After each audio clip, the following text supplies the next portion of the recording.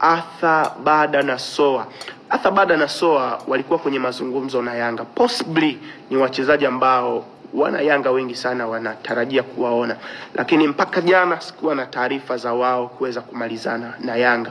Na taarifa nilizokuwa nazo jana, Yanga walituma mwakilishi wake alikuwa Cote d'Ivoire kuweza kufanya mazungumzo ya mwisho na Celestin Ekua, mshambuliaji wa Zoman FC ambaye alikuwa ASEC Mimosas kwa mkopo kwa maana ya msimu uliopita, na alimaliza kama top scorer wa pili kwenye ligi ya Cote d'Ivoire.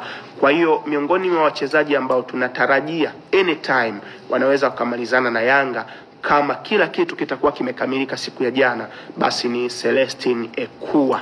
Celestin Ekua, moja kati ya washambuliaji wenye uwezo mkubwa sana wa kufunga magoli, na ni kwa sababu Kennedy Musonda Yanga wanakwenda kuachana naye, na kama wanaachana na Kennedy Musonda wanahitaji kupata proper replacement.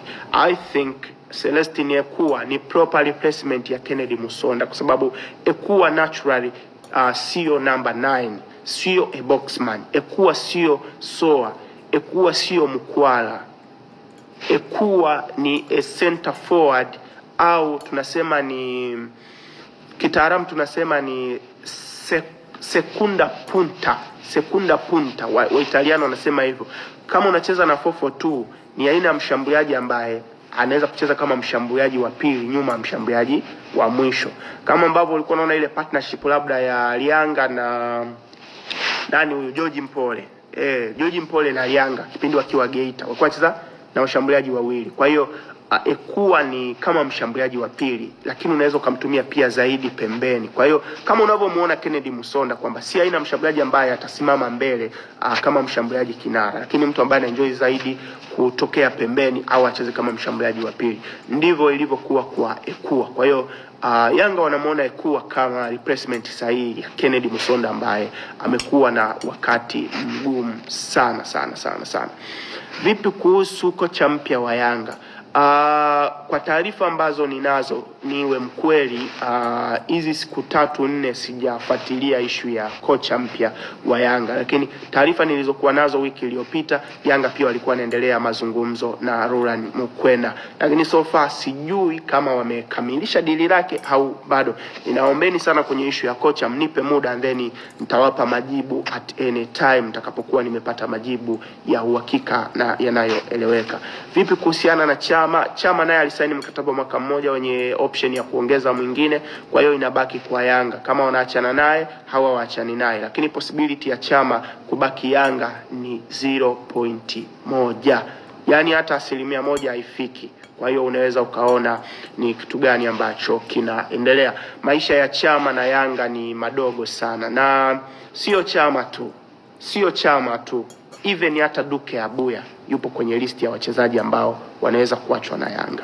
Duke Abuya, kwa sababu Yanga wamemsaini mtu anaitwa Mohamed Dumbia ambaye pia anacheza position ya Duke Oga Abuya.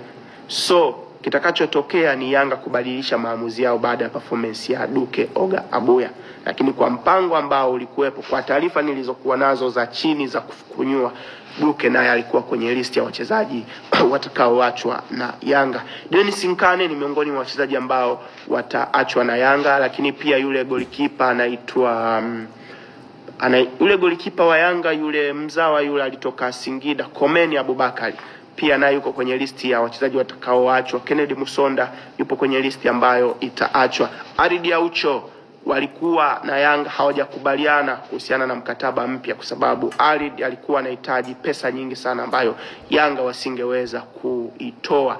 Mudathiri haya basi Yanga wako kwenye mazungumzo ya mkataba mpya, lakini pia unamzungumzia mtu kama Dickson Job ambaye pia naye washakubaliana, lakini bado Yanga hawajasaini mkataba na Job. Possibly atabaki na atasaini mkataba mpya kuelekea msimu ujao.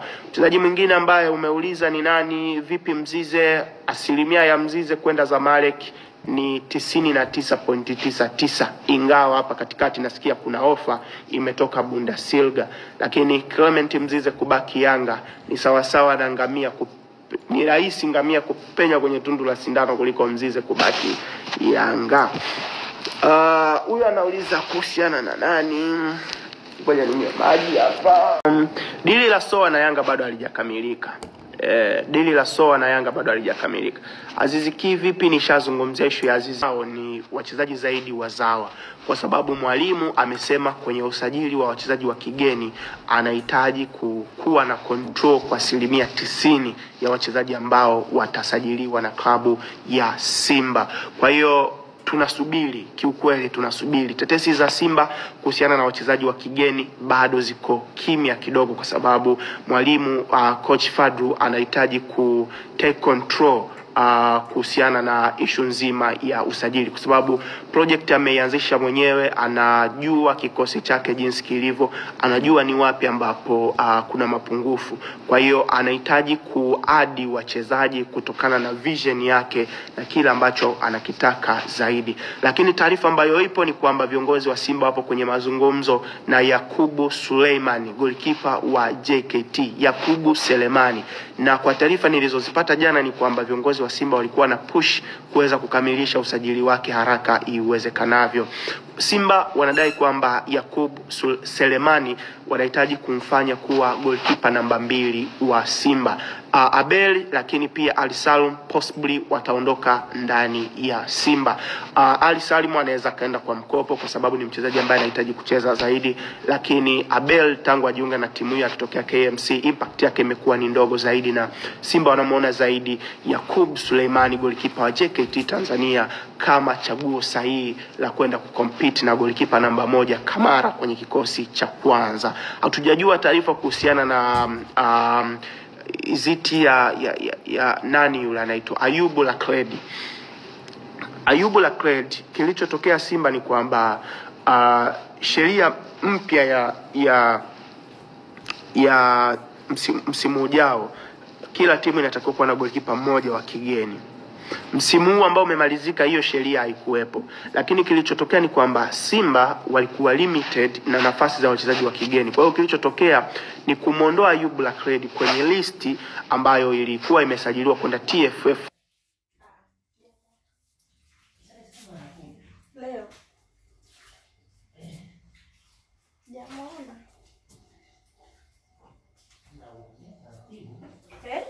na CAF Confederation kwa ajili ya michuano ya kimataifa wakamwacha kwenye timu, lakini hawezi kuparticipate kwa sababu jina lake halikuwa registered, kwa sababu alikuwa na issue za kifafa, alikuwa anadondoka kifafa kilikuwa kinamsumbua sana. Kwa hiyo ni mtu ambaye aliamua kuwekwa pembeni zaidi. So hatujajua kama mwishoni mwa msimu Simba wataachana naye au ataendelea kubaki. Na Ayubu Lakredi ni usajili ambao ulifanywa na tajiri mwenyewe Mo Dewji, na alimpa $200,000 kuweza kurenew mkataba. $200,000 ni pamoja na sign on fee. Nikisema sign on fee ni pesa ya usajili ya mchezaji na mshahara ulikuwa ndani kwa ndani. $200,000 ya Ayubu Lakredi aliweka mfukoni, na baada ya hapo matatizo yakawa yamemkuta. Kwa hiyo kuna possibility kubwa ya Ayubu Lakredi kuweza kuondoka, na possibly msimu ujao Kamara na Yakubu Suleimani kutoka JKT watakuwa kwenye milingoti miwili ya Simba.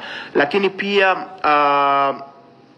bwana mdogo kutoka Namungo, Iziti Mlingo, yule fullback, Simba pia wanafanya mazungumzo na wakala wake. Carlos Mastermind ndo wakala wa kijana huyo fullback wa Namungo ambaye pia Simba wanamtolea macho. Kwa hiyo kwa upande wa Simba kuhusiana na wachezaji hao ambao wamekuwa wanahusishwa zaidi iko kama hivyo.